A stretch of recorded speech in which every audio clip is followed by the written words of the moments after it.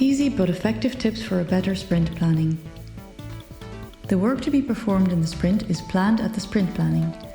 This plan is created by the collaborative work of the entire Scrum team. Sprint planning is time-boxed to a maximum of 8 hours for a 1-month sprint. For shorter sprints, the event is usually shorter. At the end of the sprint planning, the following should be true. A sprint goal exists, crafted by the Scrum team. A sprint backlog exists, selected by the Scrum team. And work is planned for the first days of the sprint in units of 1 day or less. Quite often, sprint planning tends to be driven by a few key developers. This might be okay depending on the team performance, but in struggling teams this leads to gaps in the sprint plan. This prevents a meaningful inspection during the daily scrum, and sprints will fail. If you find yourself in a similar situation, try the following. Once the product owner explains the objective of the sprint, hand each member a pen and a sticky note. Give 15 minutes for the team to answer the following 1, 2, 4 all question. List the product backlog items that match the sprint objective. Once they are finished, ask the team another 1, 2, 4 all. Using your expected velocity, which of the stories listed fit in the sprint, and what do you recommend the sprint goal to be? Again, give 15 minutes. This can be quite difficult the first time, and if the team runs out of time, do not allow the all stage to continue. Instead, do a new iteration of 1, 2, 4 all.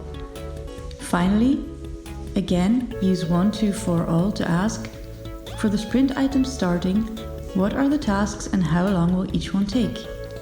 Give 15 minutes per sprint backlog item. During the all phase, I might ask, agree on any important deadlines within this sprint item, especially in instances where there is one tester in the team and the team isn't cross-functional. For those unaware, 1, 2, 4 all works as follows. Hand everyone in the team a pen and a sticky note. Give each person 1 minute to think about a question. Make sure they all understand the question. Once they start mulling it over, do not allow them to confer with each other. Have each team member write their answer on the sticky note. When they're done writing, get them to form pairs and compare answers. Give them 1 to 2 minutes. Then make 2 groups of 4, again comparing answers and asking them to take note of any differences that arise. Have the group see if they can get on the same page. Give them 4 minutes. Lastly, make 1 large group with everyone discussing together until the entire team agrees on an answer. Using 1, 2, 4 all in sprint planning like this removes a lot of dysfunction that can occur in the daily scrum. Since the team has more knowledge of all the tasks, the daily scrum becomes a much more informative discussion.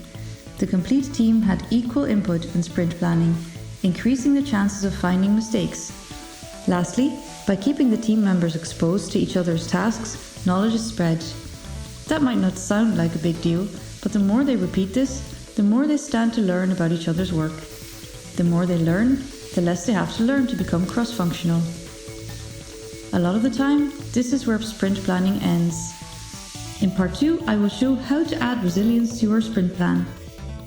1, 2, 4 all is a method introduced by Liberating Structures. If you'd like more information, please go to www.davidfoxit.com.